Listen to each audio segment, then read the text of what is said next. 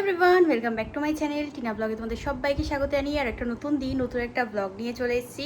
সকালবেলা আজকে ঘুম থেকে উঠে গেছি সকাল সকাল, মানে সকাল সকাল বলতে আমার মাসি যখন গেছে তখন বাজে হচ্ছে 7টা, তখন ঘুম থেকে উঠতে পারিনি।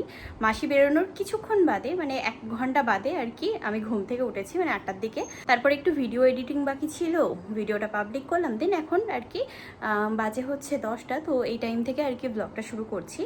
দাদাভাই মাসিকে পৌঁছে দিতে গেছে, তো ও ধরো এই সারাদিনের ব্যাপার। যাই হোক, চলো আজকে বাড়ি থাকার মধ্যে আমি আর মা বাড়িতে আছি, আর রান্নার দায়িত্ব পড়েছে আমার উপরে, আর মা ওদিকে উপরে কাচাকুচি করছে, যেহেতু গতকালকে বাড়ি ছিল না, গেছিলাম আমরা লোকনাথ বাবার ওখানে।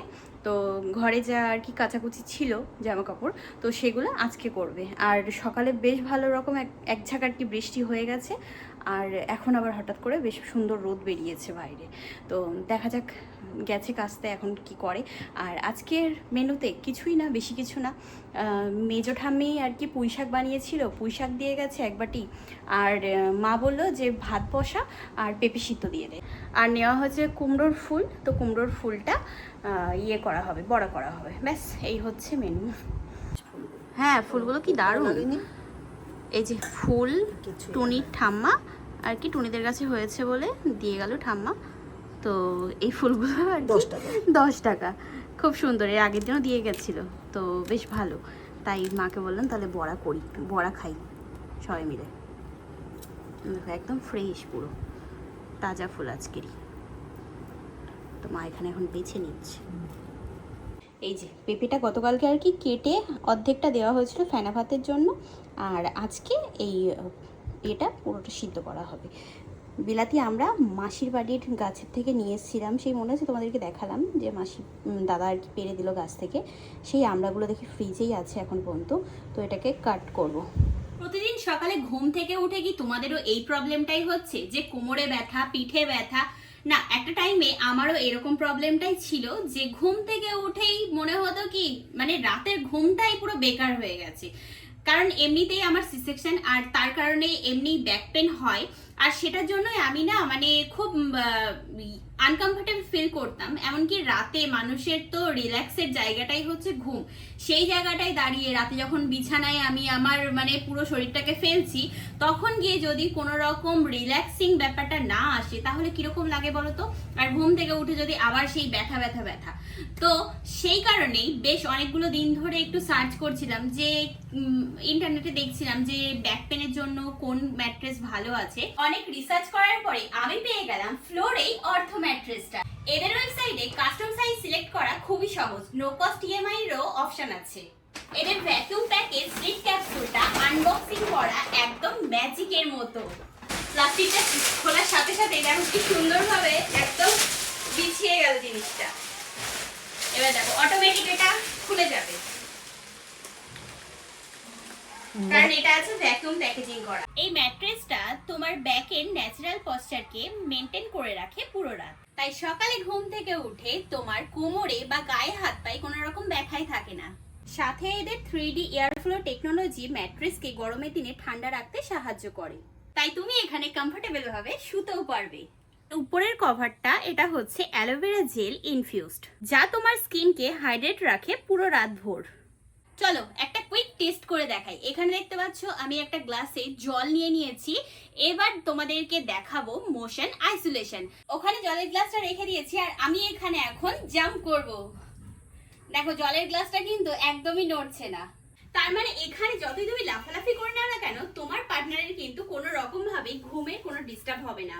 আর নাকল টেস্টের সেফ সিট টেকনোলজির জন্য এই ফোমটা আবার নিজের আকৃতিতে ফিরে আসে, প্লাস এর জিপার কভারটা রিমুভেবল আর ওয়াশেবল। ওভারঅল এখন আমার পিঠের ব্যথাটা একদমই গায়েব। আর তোমরাও এটা নিশ্চিন্তে একবার চেক আউট করে নিতে পারো, কারণ ফ্লো তোমাদেরকে দিচ্ছে 100 নাইট রিস্ক ফ্রি ট্রায়াল। পছন্দ না হলে ফুল মানি ব্যাক, আর সাথে 10 ইয়ার্স এর ওয়ারেন্টিও আছে। তাহলে আর ভাবছো কি? So go with the flow. এদিকে ভাত ফুটে গেছে, ব্যাস ভাত ফুটে গেছে। ভাত ফুটিয়ে বন্ধ করে দিই, এরকমভাবেই করা হয় রান্না আমাদের ভাত।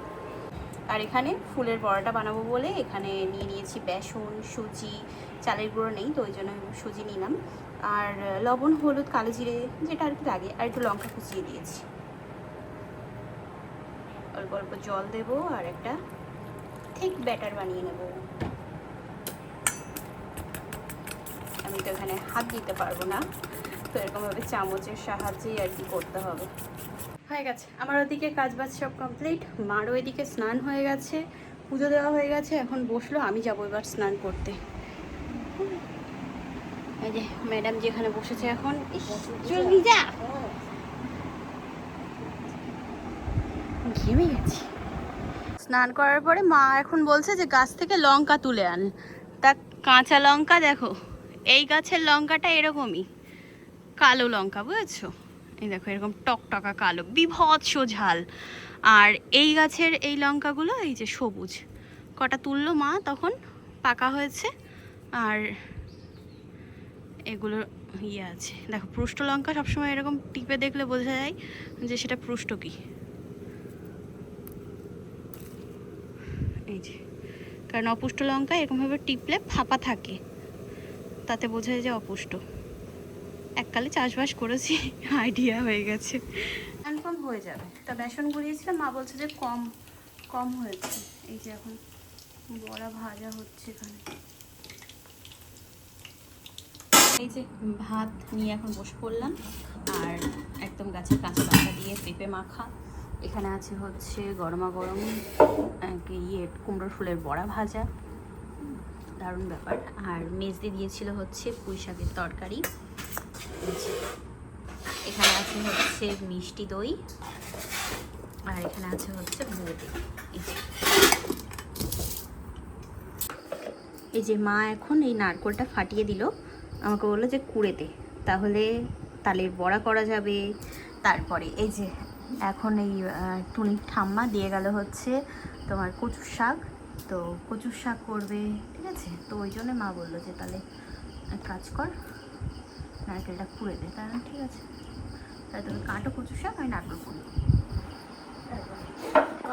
হ্যাঁ হ্যাঁ, দুজন দুদিক দিয়ে করি।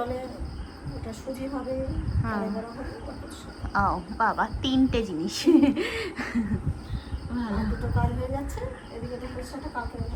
হ্যাঁ ওটাই। এই যে এখন তালটাকে গোলা হচ্ছে, মানে মাখানো হচ্ছে। সব কিছু এর মধ্যে দিয়ে দিয়েছি, সুজি, ময়দা, নারকেল গুঁড়ো, এই কি নারকেল কোড়া, সরি নারকেল কোড়া, তারপরে চিনি, সব কিছু দিয়ে এখানে এখন ঘোটা ঘোটা হচ্ছে, ঘোটা ঘোটা এটা মাখানো হবে, ঠিক আছে? আর মার এখনও কচু শাক কাটা হয়নি, আসলে অনেক নিয়ে তো কচু, ওই জন্যই। এখন একটু যাব হচ্ছে দোকানে, আনতে হবে ডিম, কলা, তারপরে তোমার আর বেশ কি, ও কফি, এগুলো সব আনতে যাবো। 8টা বাজে, চলো ওগুলো নিয়ে আসি। আর তেল আছে ঘরে, রিফাইন আচ্ছা তো দেখো আগে। আচ্ছা ঠিক আছে, নিয়ে আসি তাহলে এগুলো।